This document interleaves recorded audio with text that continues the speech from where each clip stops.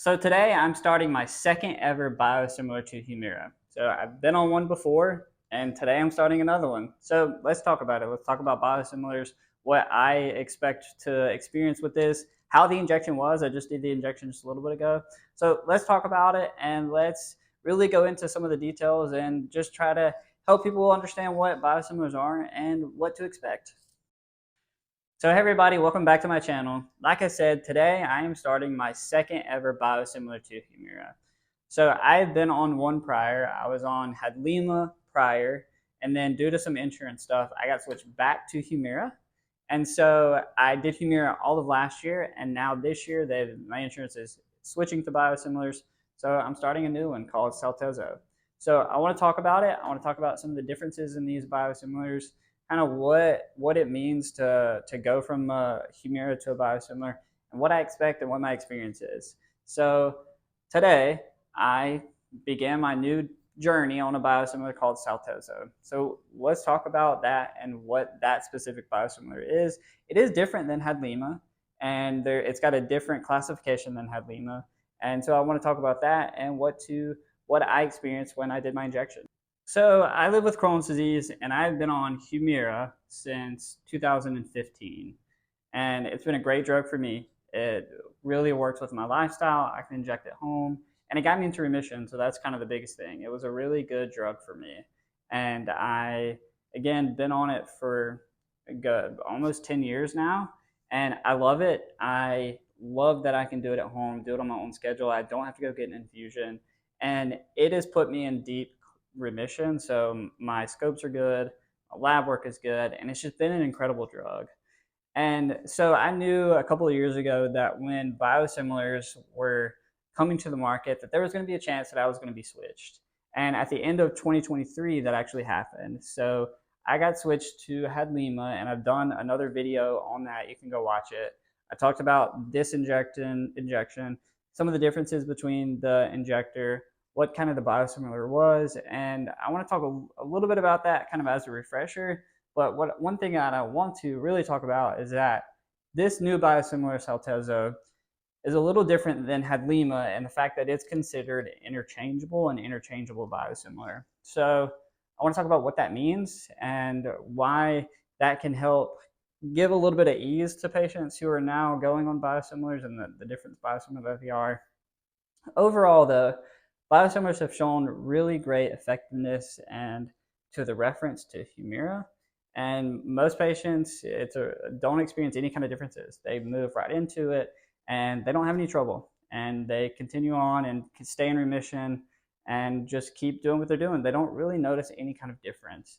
And there are a subset of patients that do, though. There are some patients who switch to the biosimilar and do have issues and need to go back to Humira. So let's talk about Cyltezo, what interchangeability means, and then I want to talk about my experience with the first injection that I just did. So let's talk about the topic of interchangeability or interchangeable biosimilars. What does that mean?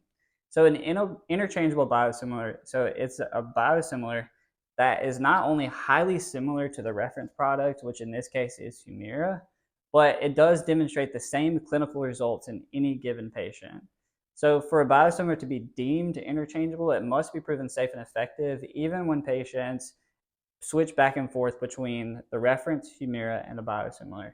So basically, if you were to switch from Humira to an interchangeable biosimilar, you should experience no change. You should experience the same results. It should be just as safe, and it should not cause any issues going back and forth between the two. And really, to get this designation of interchangeability, basically the companies that make the biosimilar, they do have to go through some additional kind of clinical trials to prove this, to prove that switching back and forth gives the exact same results. It doesn't cause any issues. And then they submit that to the FDA. So not all biosimilars take this extra step in doing these extra studies. They can be expensive and things like that. But some do. Some companies do put their biosimilar through the extra trials and everything to get the designation of interchangeability.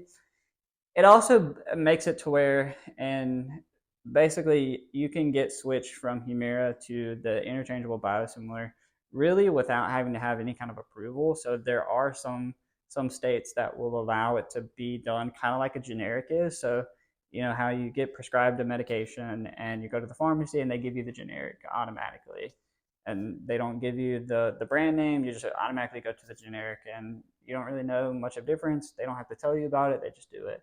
It's kind of how interchangeability when it comes to biosimilars works. There are some laws and regulations around interchangeable biosimilars that they're not allowed to do that, where some states have put in extra laws where it's saying that you do have to inform the patient, and you do have to sometimes get approval from the doctor to make the switch from an interchangeable biosimilar, from the reference product to the interchangeable biosimilar. So, but it really just they go through some additional testing to show that it is just as safe, just as effective, causes no issue switching as the reference product. And so the drug that I'm on, that I just started today, Cyltezo, is classified as an interchangeable biosimilar, meaning that when I do this drug, take this medication, I should experience absolutely no difference from going from Humira to this. It should work the same. I shouldn't have any kind of symptoms. Shouldn't kind of lose my remission. That's what they've done. They've taken this to that extra step to say that this should work just as well as Humira.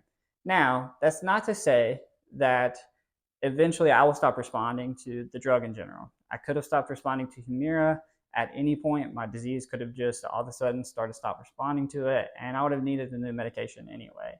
So that's not to say that you may not lose response to it just as you would Humira, but it should be safe and effective, just as safe and effective, and work the exact same as Humira. And so that's what I expect, right? I'm not going to say that if I immediately started this drug and all of a sudden I experienced new symptoms, I'm not going to say that I wouldn't be like, oh my gosh, it's this new medication. For me, I've been on it a very long time, and there are things that we can do. We can look at trough levels. We can look at a couple of other things, right? So there are things that we can look at to see. But I personally try not to just jump to the fact that I'm switching this and it's just not going to work. I try to think positive and like, this is going to work. There's a lot of data on biosimilars. They've been around for a long time, not in the US, but in the UK. They've been around for a long time. There's a lot of data to show that they are safe, they are just as effective, and they should work the exact same. And again, that's not to say that you may lose response to that medication. You may, at some point, lose response. We all could lose response. Our body could stop responding to a certain medication at any point, right? So it's just figuring out, is it just my body or is it the medication? So I'm very happy that I was able to get an interchangeable biosimilar this time, right? It does just give me a little extra boost of confidence of knowing that this went kind of the extra mile in testing to ensure that it's just the same and just as effective. So what did this injection feel like, and how does it differ from the other 3 that I've done before? So like I said, I've been on 2 different biosimilars now. So this was Hadlima. This is a Hadlima injector. You can see that it truthfully, besides the color, looks very similar to Humira. Looks pretty similar, same length and everything. This Hadlima was different though. So the only thing I needed to do was pull this cap off and push down. I didn't have to push a button. I just pushed it against my skin and it auto injected. So that was different from Humira, where you have to take this off, put it on your skin, and then push the button to inject it. So was a little different, but relatively pretty similar. However, switching to Cyltezo, so this one, as you can tell, looks quite a bit different than the other 3. Other than, again, the color, the Cyltezo is a little thicker. It's also shorter. The cap looks a little different as well. And so just in general, it looks a little different. So that was the first kind of thing that I noticed with this. The box does come with instructions, and I'll post a little video of that, but it does come with instructions on how to inject, but I'll show you right now. You have to pull this cap off, and then that's all of the caps that you have to pull, right? And then you push this down on your skin, and I've already used this one, so it's not going to go in, but you push down on your skin, and then you push the button, and you can watch the medication inject, and it goes through normal, and it's done. It takes about 10-15 seconds. I think I held mine for 15 seconds just to make sure, but you can feel the medication go through. But as you can tell, this just looks a little different than some of the other ones. It's just bulkier. It does have a cool grip though. I mean, it does feel better in my hand. It's a lot easier to get a grip on, to push down. But yeah, it's very similar to an auto injector, right? It's an auto injector. These are all pretty similar in the way that you do them. But the good thing is that it does came with instructions. So you can go through the instructions, walk through it. It's very simple. It took me maybe 30 seconds to figure out and to do. So what was my injection experience like? So that's one of the big things. So prior to Humira, when they did like Humira citrate free, the Humira injection used to hurt. It used to be terrible. It was so painful. It was like injecting alcohol, like alcohol into your bloodstream. It just burned so bad and it hurt. But a few years back, they came out with citrate free Humira and changed the size of the needle. And man, was that a game changer. I couldn't even tell that I was getting an injection. The only thing that I could really tell was that sometimes it bled, right? And I would have to make sure that the medication was done because I just did not feel it. And it was such a game changer for that and just decreased my anxiety over the injection. So it was incredible. So when I moved to a biosimilar, when I moved to like the Hadlima, I wanted to make sure that it was going to be similar, that it was not going to hurt, that the needle was going to be the same, that it was citrate free. So I was concerned. I didn't know what it was going to feel like. For me, for my experience with Hadlima, it did not hurt at all. It was very similar to the Humira. I think I felt it just a little more, but overall, it was a pretty good experience. Didn't hurt at all. It was not an issue. I had no issue injecting this from a pain standpoint. It felt really good. And also to another point, is I was on this for 4 or 5 months. I did fine on this biosimilar with Hadlima. It was not an issue at all. I didn't experience any symptoms. Everything went fine. And actually, like I said, I went back to Humira because of an insurance change 4 to 5 months later, and again, have been fine on that.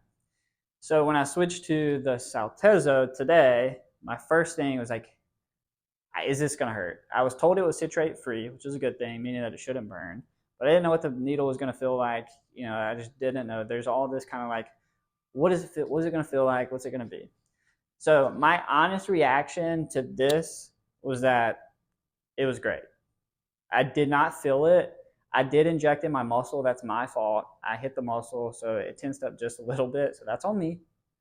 But I didn't feel the medication. I didn't feel the needle. It bled a tiny amount, and it was over before I knew it. It was such an easy process and an easy switch. So that's one thing I know a lot of people are worried about is what are these going to feel like? Are they going to go back to the pre-citrate free Humira? It's going to hurt. It's going to be painful. For both of the biosimilars that I've been on, I've not had an issue with that. It's been a really, really great transition. So my transition from Humira to biosimilars has been really easy. And while I'm not a fan at all of forced switching, I don't think patients should be forced to switch from the reference product like Humira. There are also Remicade biosimilars out there. I don't believe patients should be forced to switch. I just don't. Even though there's great data out there that shows that these biosimilars work just as well. Patients typically don't experience any kind of issues with them. Their disease continues to stay in check, stuff like that. But the process of being forced to switch a medication, especially for me, like I've been on Humira since 2015, and so and my disease is in a good place. So there's this fear that it brings of being forced to switch from a medication that that is working, something that they're telling you is highly similar, and that kind of in the back of your mind that there's scientific data out there that is good. There's still this anxiety that comes with it when you're forced to switch, because I, like many, know what it was like pre-Humira. I was very sick. I was in the hospital. My disease was not in check. It was not controlled.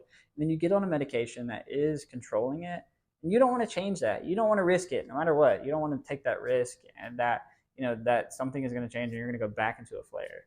And so there's a lot of anxiety and stress that comes with the forced switching, and I don't like it. Right? I will say that if you've never been on Humira and you go straight to the biosimilar, I think that's great. One, biosimilars are a lot cheaper. That's part of the reason we're seeing a big push towards biosimilars, because they are. I mean, they're $4,000 to $5,000 cheaper than the actual reference product Humira. So I get from a cost standpoint. So it opens up a lot of treatment options for patients who may not have had access to biologics before, and so that's amazing. I think more access for people is incredible. So patients who've never been on a biologic or never been on Humira going straight to the biosimilar shouldn't have any issues. It shouldn't be any problem at all because they don't know the difference, right? But patients who've been on the reference product for years and years. I just don't think it's okay to force switch somebody. I'm just not a fan of it. Causes too much stress, too much anxiety. For me personally, right? When I switched to Hadlima, I had a choice to potentially fight it and maybe stay on Humira for a little longer. And I talked to my doctor and I talked to some other inflammatory bowel disease physicians that I know and got their input. And they were all like, it shouldn't be an issue. You should be fine. There's great data. I was like, okay, that's for me. I'm going to do my best to walk the walk, and make the switch. And I was fine, right? Again, switching from the Humira to the biosimilar was not an issue, but also switching back from the biosimilar to Humira still wasn't an issue. Like going back and forth was not a problem. I had my Humira levels, my trough levels checked, my antibodies checked several times already, and I didn't have any antibodies. My trough levels were good, so there was really no difference in that switch. So there's just no difference in the switch for the antibodies or trough levels or anything like that. And I do plan to get my trough levels checked on the Cyltezo once I get a little further into it, just to kind of make sure. But again, I'm not a fan of force switching, but it is something that patients are going to experience. Probably, I know a bunch of are already experiencing it, but more and more are going to experience it. And so I want to share my experience on here so people know and people can see what I'm going through and hopefully ease some of those fears. So, I only had a couple of decisions. My doctor was good about when I switched to this medication, the Cyltezo. I let them know that, hey, I got a letter saying that I'm going to be forced to switch to biosimilar. These are the 2 or 3 that they say that they'll cover. I was like, can we do Cyltezo because it is saying interchangeable? And they're like, sure, let's go with it. They didn't really care. So if you do have the option of an interchangeable biosimilar, might as well ask your doctor if that's what they can submit for you. Because again, it's gone through some extra testing and it just helps put your mind at ease knowing that it's gone through some additional testing and has this classification of interchangeability. So to recap, started Cyltezo today. This is my second biosimilar to Humira. The injection was pretty easy, not painful at all. The autoinjector looks a little different, but works very similar to Humira. Honestly, you got to take the cap off and do the actual injection, but painless. It had literally no issue. It was great. So I'm looking forward to continuing this treatment and just to seeing if or what anything changes, and if not at all, hopefully nothing changes, and I keep on trucking and stay in remission. But I hope that this helps. Again, I know that this is a tough time for a lot of patients being forced to switch biosimilars. It's a scary time. It's a lot of stress, a lot of anxiety, a lot of emotions. It's just tough for patients when we're being forced to switch. And so I hope that this helps bring you at ease. I hope that, me being now on my second biosimilar also helps to bring a little more credibility to them. I've had no issues with that. But I'm going to share another video, just a shorter video of me doing my actual injection. So I hope you'll check that out, and just to show how the auto injector works in a little more detail. But thank you for watching. Please let me know if you have any questions about biologics, biosimilars, not even just Humira or anything like that, even maybe Remicade or some of the others that are coming out. Let me know if you have any questions. I'm happy to talk about it. Happy to go into more detail on how these auto injectors work. But if you just want to just vent and get some of your stress out, let me know. I'm happy to chat about this, and I will continue to update y'all on my progress with Cyltezo. I'll do a couple more videos on it, and we'll try to get as much information out there for you all as I can. But let me know in the comments if you have any questions. You can email me, you can reach out. I'm happy to talk about it. And I hope, again, that this helps. And thank you all for watching. And I can't wait to share more of this with you as we kind of go on this journey together from biologic to biosimilar.